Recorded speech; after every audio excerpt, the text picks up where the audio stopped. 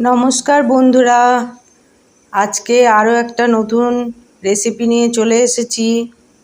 আজকে আমি আপনাদেরকে বানিয়ে দেখাবো পনির চিলি। তার জন্য একটা হালকা গরম নুন জলে আমি 200 গ্রামের পনির ভিজিয়ে রেখেছি। সেটা কেটে নিয়েছি ছোট ছোট পিস করে। তার মধ্যে আমি 1.5 চামচের মতো কর্নফ্লাওয়ার দিয়েছি, 1 চামচ ময়দা,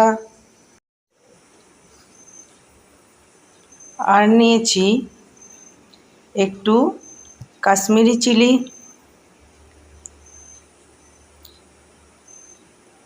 একটু নুন,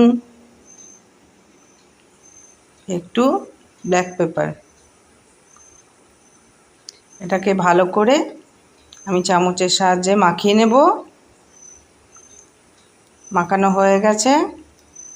এবার আমি পেঁয়াজ কুচি, রসুন কুচি, আদা কুচি সব কুচিয়ে নিয়েছি।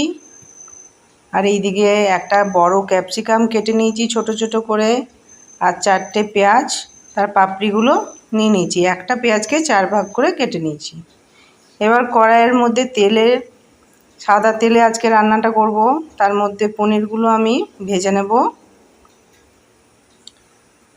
পনিরগুলো লাল লাল হয়ে গেছে। এবার আমি পনিরগুলোকে তুলে নেব।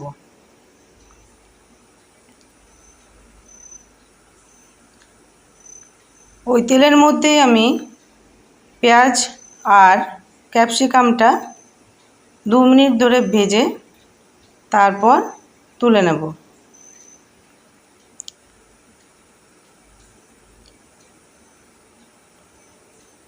তুলে নিয়েছি। এরপর আদা, রসুন আর পেঁয়াজ কুচিটা আমি তেলের মধ্যে ভালো করে ভেজে নেব। ভাজা হয়ে গেছে। এরপর আমি ওই ভাজা পেঁয়াজ আর ক্যাপসিকামটা দিয়ে দিলাম।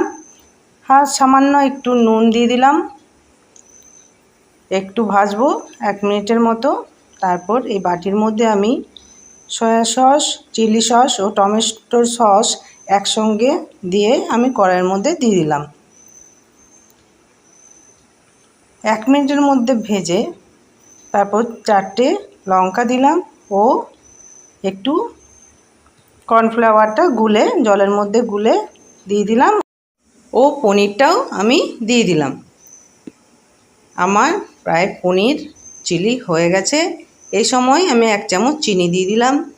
ভালো করে নেড়ে নেব। দেখুন, দেখতে তো স্পাইসি লাগছে। আপনারা এভাবে করে দেখুন, খুব ভালো লাগবে। আমাদের বাড়িতে তো আজকে পরোটা হয়েছে, তাই পরোটার সঙ্গে আমরা পনির চিলিটা খাবো। আরও ভালো ভালো রান্নার ভিডিও পেতে আমার চ্যানেলটিকে সাবস্ক্রাইব করুন ও লাইক কমেন্ট করে দিন।